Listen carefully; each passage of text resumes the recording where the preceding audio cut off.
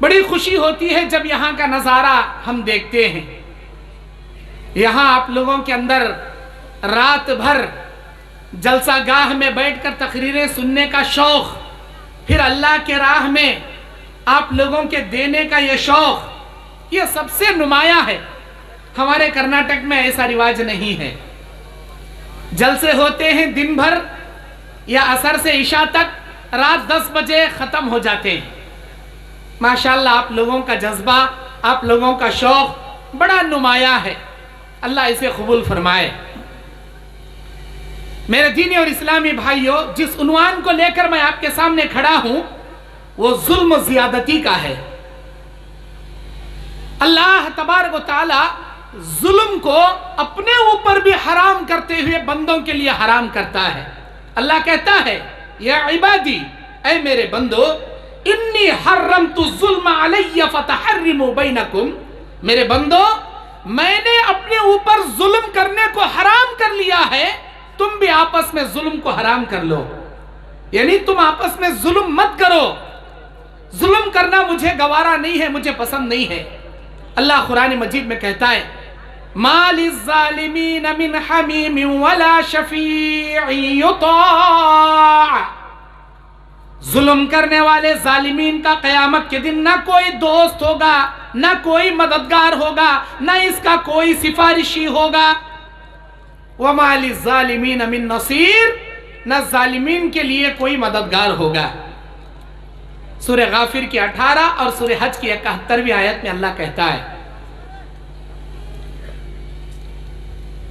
اور اللہ تبارک و تعالی سب سے زیادہ انصاف کرنے والا، انصاف کو قائم کرنے والا، انصاف کو پسند کرنے والا، وہ خود بھی ظلم نہیں کرتا اور لوگوں کے ظلم کو بھی وہ برداشت نہیں کرتا. اللہ تبارک و تعالیٰ کے نبی صلی اللہ علیہ وسلم بیان فرماتے ہیں، جابر ابن عبداللہ حدیث کے راوی، کہ اے میرے امتیوں اتقوا الظلم، ظلم کرنے سے بچو، فإن الظلم ظلمات یوم القیامہ، اس لیے کہ ظلم قیامت کے دن کئی تاریکیاں لے کر انسان کے سامنے کھڑا ہو جائے گا. تاریکیاں، اندھیرا. انسان دنیا میں روشنی میں رہے گا لیکن قیامت کے دن اندھیری کوٹری میں کھڑا رہے گا، اسے کچھ نظر نہیں آئے گا. میرے بھائیوں، یہ اندھیرا پن، یہ تاریکیاں ایک ظلم کرنے والے ظالم کو اللہ دے گا، اور قیامت کے میدان میں وہ انصاف کرنے والا پروردگار ہر ایک کا بدلہ دلائے گا. اور یہ ظلم و زیادتی حقوق العباد سے جڑا ہوا مسئلہ ہے. حقوق اللہ کے معاملے میں کچھ کمی پیشی کرو تو اللہ معاف کر دے، لیکن حقوق العباد کے معاملے میں اگر آپ کمی پیشی کرو گے، اللہ آپ کو اس وقت تک معاف نہیں کرے گا جب تک آپ کا بھائی آپ کو معاف نہیں کرے گا. قیامت کے میدان میں اللہ تبارک و تعالی 2 بکریوں کو حاضر کرے گا. ان 2 بکریوں میں سے ایک سینگ رکھنے والی بکری، جو دنیا میں بغیر سینگ والی بکری کو ماری ہوگی، اللہ قیامت کے دن سینگ والی بکری کے سینگ نکال لے گا اور بغیر سینگ والی بکری کو سینگ دے کر بولے گا اے بکری تو بھی مار کے ویسے ہی بدلہ لے لے جیسے دنیا میں اس نے تجھے مار کر ظلم کیا تھا. کس کا بدلہ دلا رہا ہے اللہ؟ ایک بکری کا. ایک بکری کا. اس بکری جس بکری کے لیے نہ جنت ہے نہ جہنم ہے، اس جانور کے لیے اللہ بدلہ دلا رہا ہے جس جانور کو جنت و جہنم کا مکلف اللہ نہیں بنایا. لیکن ظلم جانوروں میں بھی اللہ برداشت نہیں کرتا، اس کو بھی اللہ بدلہ دلائے گا. جب ایک بے زبان جانور بکری کو اللہ بدلہ دلا سکتا ہے تو ہم جیسے ظالموں کو اللہ کیا چھوڑے گا؟ جبکہ ہمارے لیے جنت و جہنم اللہ بنایا.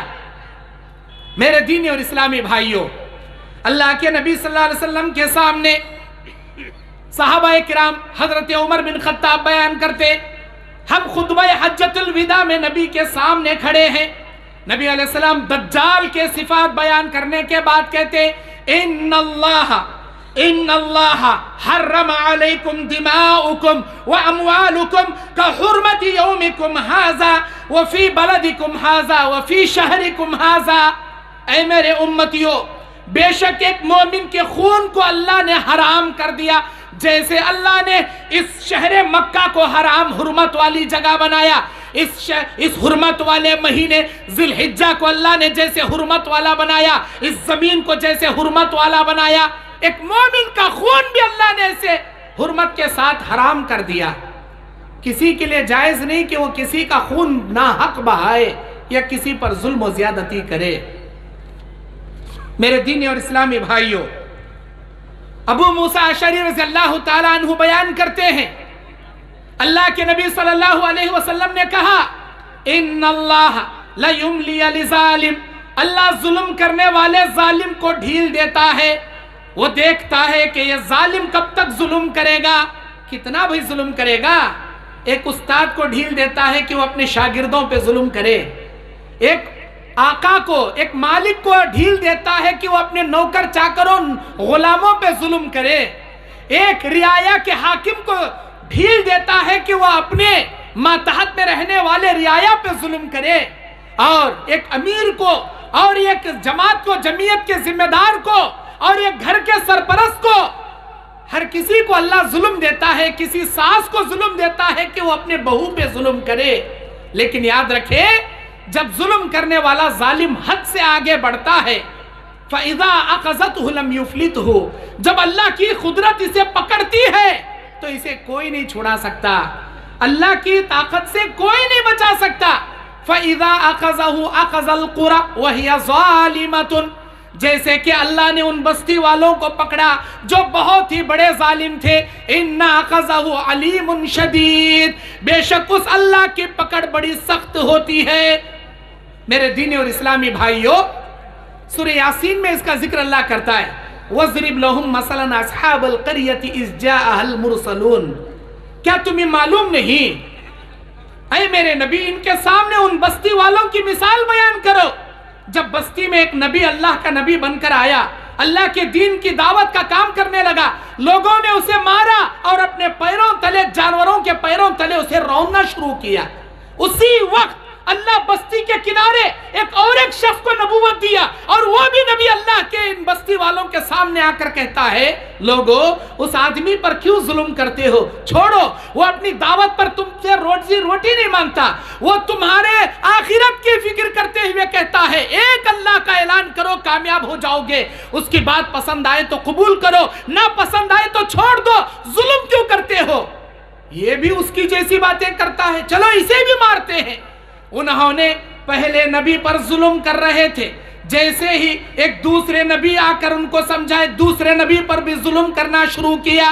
اللہ کی قدرت نے ان بستی والوں کو پکڑ لیا، آسمان سے چیخ آئی، اللہ زمین کو پھاڑ کر ساری بستی والوں کو زمین میں دھسا دیا۔ میرے بھائیوں، کسی بھی ظالم کے ظلم کو اللہ ایک حد تک برداشت کرتا ہے، ڈھیل دیتا ہے، جب وہ حد سے آگے بڑھتا ہے اللہ کی قدرت اسے پکڑ لیتی ہے۔ آج ہم طاقتور ہیں، ہم اپنے کمزوروں پر ظلم کر رہے ہیں، یہ نہ سمجھے کہ ہم طاقتور ہیں۔ ہر طاقتور سے بڑا ایک طاقتور کو اللہ اسی دنیا میں پیدا کیا، اور ساری دنیا پر ظلم کرنے والے ظالم حاکم یا مالک یا بادشاہ، ظالم بادشاہ کے لیے ساری دنیا کی طاقت سے بڑھ کر اللہ عز و جل کی طاقت ہے۔ لا حول ولا قوت الا باللہ، اللہ عز و جل کی طاقت کے سامنے کسی کی طاقت کام نہیں کرتی۔